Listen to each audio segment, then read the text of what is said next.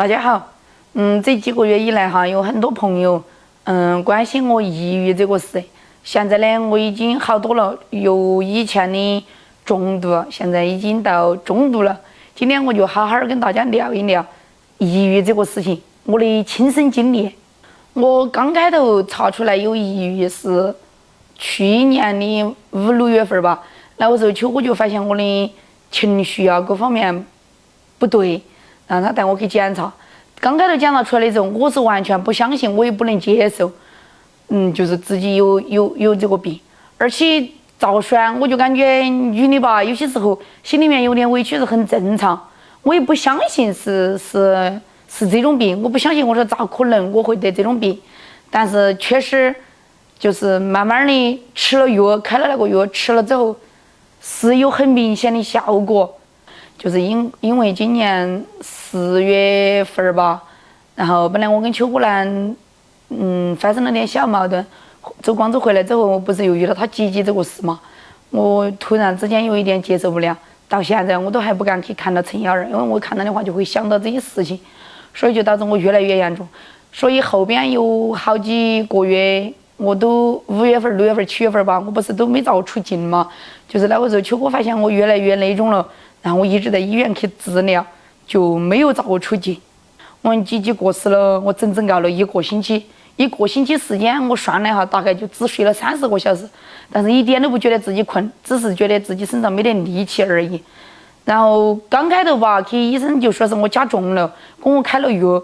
刚开头吃了几天还好吧，吃到的，就是因为自己心里面就是这个东西还在靠自己给调节。就是抑制自己内心走不出来，吃那个药都没得用的了。后边就是做那个睡眠干预，就是用那个机器去刺激那个，其实是呢，直白的就是刺激那个神经，但是具体我也不懂哈。就是能刺激了之后，能一天能睡个2个小时啊，3个小时的，4个小时就是最多的了。但是做了一段时间的睡眠干预之后，然后那个时候我不是在考驾照吗？我都没有遭入境，我已经刷得很好了。我已经在很努力的调整自己，强迫自己不要去想那些事情，但是那个时候已经控制不住自己的思想，就是每天就是他自己就会胡思乱想，根本控制不住的，就到最后就是那个睡眠干预做了都没得用的了。医生就说，他说做那个睡眠干预的话哈，也很伤身体，然后就说只能就给我开是相当于是安眠药那种类型的了，强制的那个控制那个睡眠了，吃了那个药要稍微好一点点。从刚开始的一天只睡1、2个小时，能睡到30个小时了。但是医生说那个药不能长期吃，因为有一段时间可能有的朋友都发现我就是突然之间就蹭的长，然后就是因为那个药吃了哈，还是有副作用。然后医生就跟我说，喊我实在到就是自己控制不住的时候再吃，平时就不要吃。那段时间我就是啥子情况呢？除了我考驾照的时候和走医院去做治疗的时候，我就是根本不能一个人待，一个人闲下来的时候。他脑壳里面就会控制不住去想一些乱七八糟的事情，有很多人都劝我，哎呀，你想那么多干子嘛，咋子的。那个时候根本不是自己能控制，自己想去想的，脑壳里边就有一个想法，就是啥子啊？就是想不开，想走那个极端的路，想把自己解决了那种。但是因为那个时候邱哥有警惕性嘛，他看到我的病越来越严重，他随时都在看到，然后我每一次就是都是差那么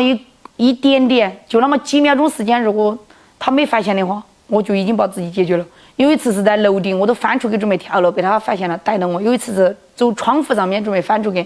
有一次更危险的是坐一个朋友的车子，邱哥都在车上，然后在高速上面，然后我就把那个车门打开准备跳，然后朋友发现了，及时发现，一下拉到我，然后把车门锁了。反正就是说起来还是挺可怕的，想一想。后边我们慢慢的靠自己去意识去调整嘛，一边吃药一边调整。你看那段时间我一下子就瘦下来了好多，很多人就是在街上啊那些看到我都觉得我憔悴了很多。更夸张的是前段时间有一次，就是我自己把我自己气到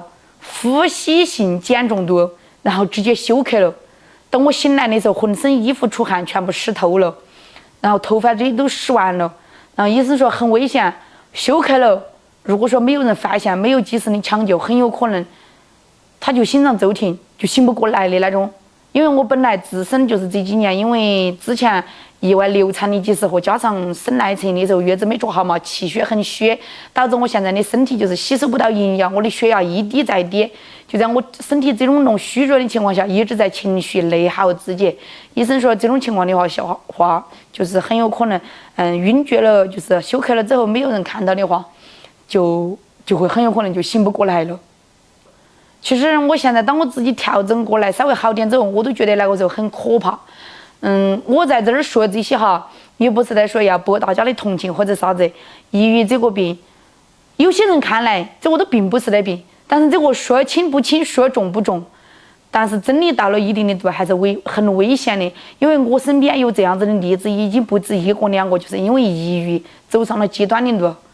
到最后年纪轻轻的就走了。上有老下有小丢结。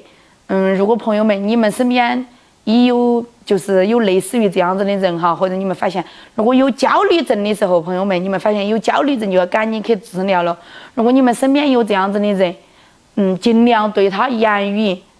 善良一点，多关心多问候，多跟他聊一聊，尽量不要让他一个人闲下来。因为咋个说啊，我自己经历过了就晓得，这样子真的很危险。